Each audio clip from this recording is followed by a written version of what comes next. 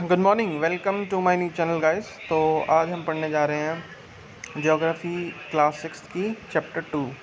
और हमने ये सीरीज़ शुरू कर रखी है क्लास 6 से लेके क्लास 10 तक की सारी एनसीईआरटीज़ को कवर करना। इससे होगा क्या, इससे एक तो रीडिंग स्किल्स हमारे इम्प्रूव होंगे और इसमें वोकेबलरी जो होती है वो इंग्लिश में काफ़ी हेल्प करेगी और जनरल अवेयरनेस भी बढ़ेगी। तो कोई भी कॉम्पिटिटिव एग्ज़ाम हो, इंग्लिश तो हर जगह होता है और इंग्लिश को बेसिक रूट से समझने के लिए, बेसिक चीज़ों से समझने के लिए हम एनसीईआरटीज़ कवर करेंगे, जिसमें हमें बहुत सारे वर्ड्स मिलेंगे और बहुत सारा हमारा दिमाग खुलेगा, जिसकी वजह से हमारी रीडिंग अच्छी हो जाएगी, रीडिंग एबिलिटी अच्छी हो जाएगी। तो चलिए शुरू करते हैं। ध्यान रखें, इसको हम इंग्लिश से कनेक्ट करते रहेंगे। हम जहाँ जहाँ हमें ऐसे वर्ड्स लगेंगे जिसे हमें दिमाग में याद रखना चाहिए, तो रखने वाली बात नहीं, बट याद हो जाएंगे पढ़ते पढ़ते। तो let's start chapter 2 geography class 6। तो इसमें क्या है कि इसमें चैप्टर का नाम क्या है? चैप्टर है ग्लोब, लैटिट्यूड्स एंड लॉन्गिट्यूड्स। तो इसके बारे में पढ़ेंगे। लैटिट्यूड क्या होता है, लॉन्गिट्यूड क्या होता है। ग्लोब, ग्लोब तो पता ही है आपको। ग्लोब मतलब कि अर्थ है ना, अर्थ। तो ये हमें चित्र से कुछ दिख रहे हैं। ये रहा ग्लोब, ग्लोब ये रहा, ठीक है। तो चलिए हम स्टार्ट करते हैं। So in the previous chapter you have read that our planet earth is not a sphere. तो पिछले चैप्टर में हमने पढ़ा कि जो हमारा पृथ्वी है वो स्फीयर नहीं है ना, स्फीयर नहीं है। स्फीयर होती है shape. It is slightly flattened at the north and the south poles and bulge in the middle. Bulge मतलब कि बढ़ जाना है ना, इंक्रीज़ होना। कोई पार्ट इंक्रीज़ हो जाता है, बल्ज हो जाता है, बढ़ जाता है। तो ये स्लाइटली फ्लैट है नॉर्थ और साउथ पोल से, ऊपर और नीचे से ये फ्लैट है। नॉर्थ ये रहा, साउथ ये रहा, है ना। ऊपर ये नीचे से फ्लैट है और बीच में से ये बल्ज हो रखा, बीच में से बढ़ रखा है हमारा अर्थ ऐसा। Can you imagine how it looks? You may look at a globe.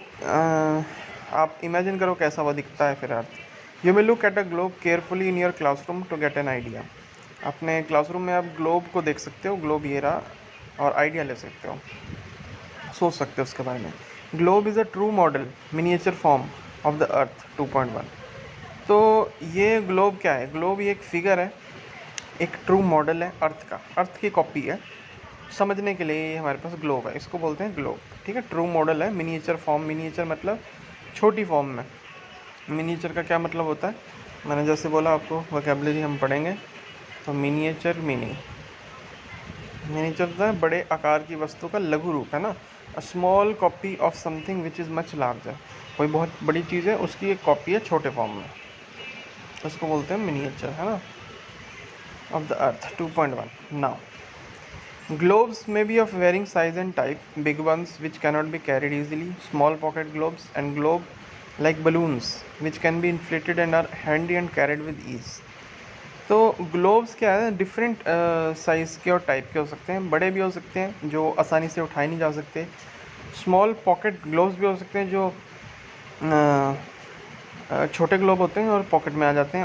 और ऐसे ग्लोब भी होते हैं जो बलून की तरह होते हैं और जब चाहिए होते हैं उन्हें हम फुला सकते हैं, इन्फ्लेट कर सकते हैं, और वो हैंडी होते हैं और आसानी से उठाए जा सकते हैं। तो इन्फ्लेटेड मतलब कि हवा भरना। इन्फ्लेटेड मीनिंग मतलब कि हवा भरना, है ना। To fill something with air, to become filled with air. हवा भरना, फुलाना, हवा से भरी होना, फूलना, इन्फ्लेट करना, बड़ा, हवा से भरना। And are handy. So the globe is not fixed. Globe कोई फिक्स तो है नहीं। It can be rotated the same way as a top spin और a potter's wheel is rotated. तो ग्लोब फिक्स नहीं है अपनी जगह पे, इसे रोटेट भी किया जा सकता है, टॉप स्पिन किया जा सकता है, पॉटर्स व्हील, और a potter's wheel is rotated. Potter wheel के बारे में पढ़ते हैं। पॉटर व्हील क्या चीज़ है? पॉटर व्हील, पॉटर्स व्हील हम्म, ना पॉटर व्हील, इसको हम इसे बोलते हैं पॉटर व्हील, मतलब कि जो कुम्हार के पास जो होता है ना बर्तनों का बनाने के लिए, पॉटर व्हील है, पॉट बनाने के लिए पॉटर व्हील है ना। तो इसको ग्लोब को हम घुमा भी सकते हैं, फिक्स नहीं होता। On the globe countries continents and oceans are shown in the correct size. तो ग्लोब में जितने भी देश हैं, कंट्रीज़ हैं, कॉन्टिनेंट्स हैं, जितने समंदर हैं, वो अपने असली साइज़, करेक्ट साइज़ में दिखाए गए होते हैं। देखो ना, इसमें कंट्रीज़ हैं, ओशन सब दिखाया होता है इसमें। So it is difficult to describe the location of a point on a sphere like the earth. तो अब किसी भी लोकेशन को दिखाना, पॉइंट करना अर्थ में, पृथ्वी में तो बहुत मुश्किल है ना। The question arises as to how to locate a place on it. तो अब क्वेश्चन अराइज होता था इस पर एक प्लेस हम कैसे पॉइंट आउट करें, कैसे दिखाएं। We need certain points of reference and lines to find out the location of places. तो हमें कुछ पॉइंट्स चाहिए रेफरेंस के लिए, कुछ लाइन्स चाहिए ताकि हम लोकेशन, जगह की लोकेशन बता सकें। You will notice that a needle is fixed through the globe in a tilted manner, which is called its axis. अब आप नोटिस करो कि इसमें एक नीडल लगी हुई है नॉर्थ और साउथ पोल, टिल्टेड मैनर, मतलब सीधी नहीं लगी हुई, बिल्कुल स्लाइटली टेढ़ी लगी हुई है, जिसे हम बोलते हैं इसका एक्सेस। इसे हम बोलते हैं इसका axis. 2 points on the globe through which the needle passes are 2 poles. तो जो ये जो नीडल है 2 जगह से जा रही है, इन्हें हम बोलते हैं नॉर्थ और साउथ पोल, है ना। The globe can be moved around this needle from west to east just as the earth moves. तो इस ग्लोब को अपनी जगह से मूव किया जा सकता है, घुमाया जा सकता है वेस्ट से ईस्ट की तरफ, जैसे हमारी पृथ्वी घूमती है। But remember there is a major difference, but एक डिफरेंस है बहुत major. The real earth has no such need. असली पृथ्वी में, ये तो ग्लोब है, असली पृथ्वी में ऐसी कोई नीडल नहीं है। It moves around its axis which is an imaginary line. तो ये अपने एक्सिस में घूमती है, जो एक इमेजिनरी लाइन है, इमेजिनरी लाइन है। तो ग्लोब में तो हमने नीडल डाल दी एक्सिस बताने के लिए, लेकिन जो रियल में अर्थ है उस पर कोई नीडल नहीं है, वो एक इमेजिनरी लाइन है, एक्सिस है। Another imaginary line running on the globe divides it into 2 equal parts. This line is known as the equator. अब एक और इमेजिनरी लाइन है जो ग्लोब को 2 इक्वल पार्ट में बांटता है, और उस लाइन को बोलते हैं equator.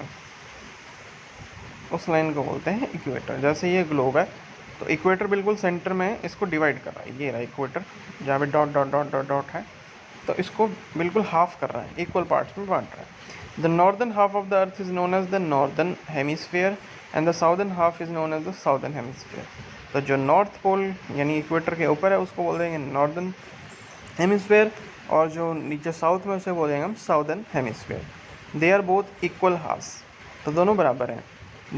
Therefore the equator is an imaginary circular line and is a very important reference point to locate places on the earth. तो इस वजह से जो इक्वेटर जो लाइन है वो बहुत इंपॉर्टेंट लाइन हो जाती है, जो सर्कुलर होती है, और किसी भी प्लेस को लोकेट करने के लिए एक रेफरेंस पॉइंट, बहुत इंपॉर्टेंट रेफरेंस पॉइंट बन जाती है। All parallel circles from the equator up to the poles are called parallels of latitudes. तो जो जितने भी पैरेलल सर्कल बनते हैं इक्वेटर के ऊपर चाहे इक्वेटर के नीचे, जितने भी पैरेलल सर्कल बनते हैं इसी की सीध में थोड़े थोड़े गैप पे, उसे हम बोलते हैं पैरेलल्स ऑफ लैटिट्यूड्स। क्या बोलते हैं? Just parallel of latitudes. ठीक है। Latitudes are measured in degrees, और इन्हें हम कैसे नापते हैं? डिग्रीज में नापते हैं, है ना। इन्हें हम नापते हैं डिग्री में, right. Now the equator represents the 0 degree latitude. अब जो इक्वेटर है उसकी डिग्री क्या है? उसकी 0 डिग्री है, ठीक है। Since the distance from the equator distance from the equator to either of the poles is 1/4 of the circle around the earth. अब जो इक्वेटर का डिस्टेंस है ना, चाहे वो साउथ पोल का हो चाहे वो नॉर्थ पोल का हो, जो डिस्टेंस है वो लगभग इक्वेटर की अगर पूरी लाइन को हम देखें तो उसका हाफ है ना। Is 1/4 of a circle around the अर्थ, 1/4 है, 1/4 है ना। जो इक्वेटर से साउथ का डिस्टेंस है वो 1/4 है